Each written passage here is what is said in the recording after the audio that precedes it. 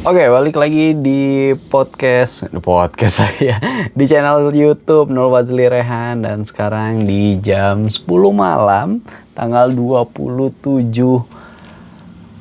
Juli 2026. Gue mau nyebut April. Aduh, ya maaf ya teman-teman ya kalau ngeteknya jam 10 kayak gini pasti bawaannya ngantuk. Tapi gimana lagi lah, harus tetap upload. Kenapa? Karena kita lagi ngikutin kampanyenya YouTube Partner Program. Selama 14 hari kita bakal naro produk tagging di setiap video kita. Nah, mungkin teman-teman juga mau nyobain kayak gitu, bisa apalagi yang terbiasa affiliate. Nah itu kan. Nah hari ini seharian gue ngebaca berita transfer bola ya. Kalau tentang Chelsea masih belum ada yang akan dibeli lagi atau akan santer-santer. Cuman ada beberapa nih, ada transfer yang lagi banyak dibahas, yaitu Yan Diomande. Ini adalah winger dari Ivory Coast, Partai Gading. Dia itu ternyata ada link sama Chelsea juga. Kenapa kayak gitu? Ternyata di tahun 2023 Yan Diomande itu sebelum ke RB Leipzig dia lagi trial di Chelsea. Oke, jadi diundang sama Chelsea. Ayo ke Cobham Center kita trial. Siapa tahu nanti staff-staff atau misalnya pelatih, manajer pada pengen nih kamu di sini gitu ya. Ayo gitu. Nah, mainlah Diomande di situ. Pakai bajunya tuh yang mirip Mudryk, yang hitam terus ada putih atau abu-abu gitu ya. Yang waktu itu manajernya Mauricio Pochettino. Wah, gila. Nah, tapi itu kan tahun 2023. Nggak bayang nggak sih ternyata 3 tahun setelah itu jadi investasi terbesar ya. RB Leipzig dia ngejual kabarnya ya. Ini nggak tahu nih. Ini lagi kayak ada head to head antara dua warrior transfer atau jurnalis transfer yang kita percayai ya. Ada Ben Jacobs, ada Fabrizio Romano, ada siapa gitu yang salah satunya jurnalis transfer dari Jerman. Nah, dia lagi head to head nih sama Fabrizio Romano, ngasih tahu siapa nih yang bakalan benar atau yang paling akurat tentang transfer Yan Diomande. Nah, kabarnya FC Leipzig banyak yang nawar untuk Yan Diomande, kayak misalkan Liverpool nawar 90 juta. Ada Real Madrid nawar awalnya di 100 juta. Nah ya, RB Leipzig nggak mau. Maunya dia pokoknya kalau mau dijual harus di 130 juta euro.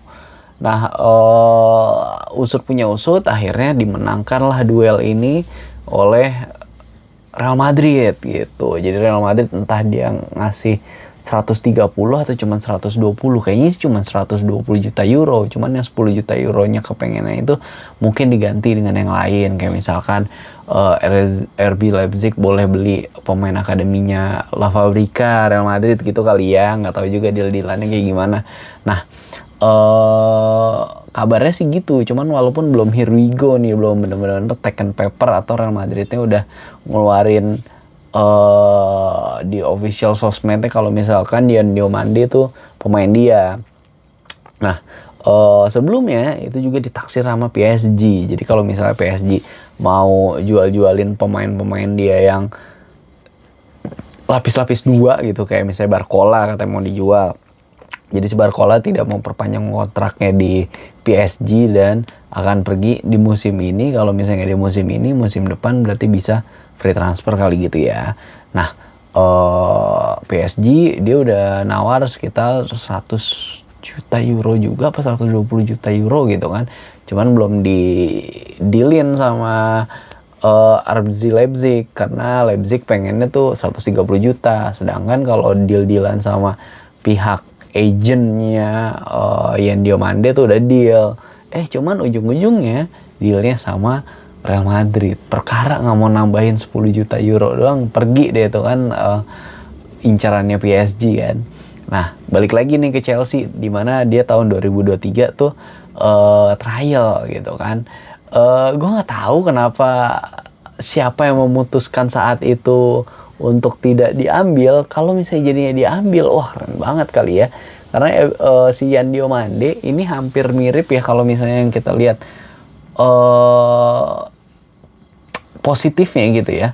Dia hampir mirip sama kayak Ousmane Dembele, di mana kakinya itu kanan kirinya hidup. Jadi benar-benar kanan kirinya tuh dominan gitu kan.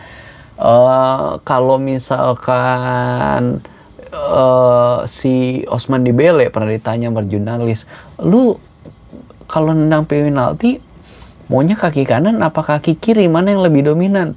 Gue juga nggak tahu sih. Kayak tadi aja penalti gue mikirnya gue mau nendang pakai kaki kanan, malah ketendang pakai kaki kiri. Nah, kan itu bikin bingung goalkeeper kan ya. Nah, si Yan Diomande tuh kayak gitu. Nah, ceritanya gue baca-baca di wiki ya, kenapa dia bisa sampai sekarang diminati banyak klub-klub gede. Jadi sekarang umur dia tuh dia kelahiran 2006. Berarti masih 19 tahun menuju 20 tahun. Karena dia ulang tahunnya kalau nggak salah di bulan September apa November gitu ya.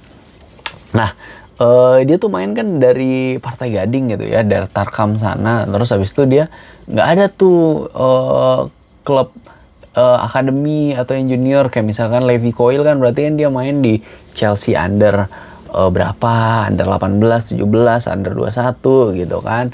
Nah kalau dia enggak, dia ya udahlah dia main Tarkam waktu kecil, main nggak tahu ya Tarkam atau misalkan ya SSB Partai Gading gitu kan. Habis itu untuk yang profesionalnya dia pergilah ke Amerika, namanya DME gitu ya. Ini kayak akademi private gitu untuk sepak bola dan basket. Habis dia masuk ke sana, trial lah dia tuh kan mau ke Chelsea, trial, tapi dia kayak ngeputusin udahlah kayaknya gue nggak di Chelsea deh, gue ke tempat yang lain aja lah, karir sendiri. Soalnya mungkin dia ngeliat track recordnya kalau yang dari akademi Chelsea ujung-ujungnya susah kali ya buat nembus tim inti. Padahal mah nggak juga tuh, Levi Coyle bisa tembus, John Terry bisa, Mason Mount, Tammy Abraham ya, walaupun waktu itu kenapa pada bisa tembus Tammy Abraham, Mason Mount, pelatihnya Lampard, terus kita kayak lagi kena ban juga kan, makanya mereka kena transfer ban, kita Chelsea nggak boleh transfer, akhirnya dia pakailah pemain akademi dan untungnya bagus, bisa works di taktiknya Lampard. Adalah itu keluar Trevoh Chalobah, Mason Mount, Tammy Abraham gitu kan. Ada siapa dulu ya? Reece James juga kan. Nah, balik lagi nih. Akhirnya lah Yan Diomande pergilah ke Liga Spanyol, main di Leganes. Baru 1 musim main di Leganes langsung kena scouting sama RB Leipzig. Dibelilah sama RB Leipzig di tahun 2025. Nah, ini baru 1 musim ternyata di RB Leipzig. Main 29 match. Yang kerennya dia bikin 12 gol dan 9 assist. Nah, jadi orang tim scouting Eropa bilang dia tuh punya salah satu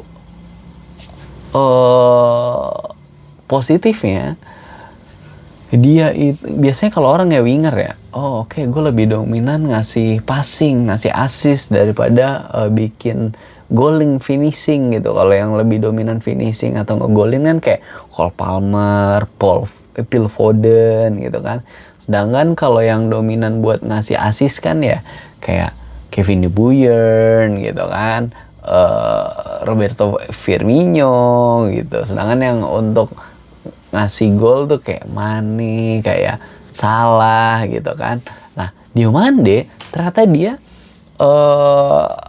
works di dua-duanya. Dia bisa diandalkan untuk ngegolin, bisa diandalkan untuk ngasih assist juga. Terbukti dengan torehan musim lalu ngasih 12 gol dan 9 assist. Itu kan jaraknya nggak jauh ya, cuman beda 3 selisih ya, gol sama assist ya. Makanya dibilang nilai lebihnya di situ. Dan dia tuh bisa untuk duel 1 lawan 1 sama defense lawan. Dan ketika dia dribble bola, dia bisa narik defense lawan buat ngehentiin dribblenya dia yang tadinya mungkin nge-marking dia 1 orang, toh jadi 2 orang. Terus bisa narik defense lawan yang tadinya pada main low block gitu ya, jadi pertahanannya bisa terbuka, karena yang tadi dia narik defense lawan, jadinya ngejaga dia 2 orang. Nah jadinya dia bisa ngasih assist, atau misalkan kalau dia lolos dari penjagaan markingnya defense ini, ya udah dia bisa bikin gol gitu kan. Nah gue nggak tahu juga nih ini bakal nanti works atau enggak di Real Madrid, karena kan pelatihnya baru juga nih, Jose Mourinho. Ini benar-benar permintaan Mourinho atau dari boardnya Real Madrid. Dan kita tahu biasanya kalau pemain dibeli mahal nih ya, takutnya suka nggak works gitu. Kayak dulu ada Eden Hazard di Real Madrid, ada Kakak di Real Madrid gitu kan.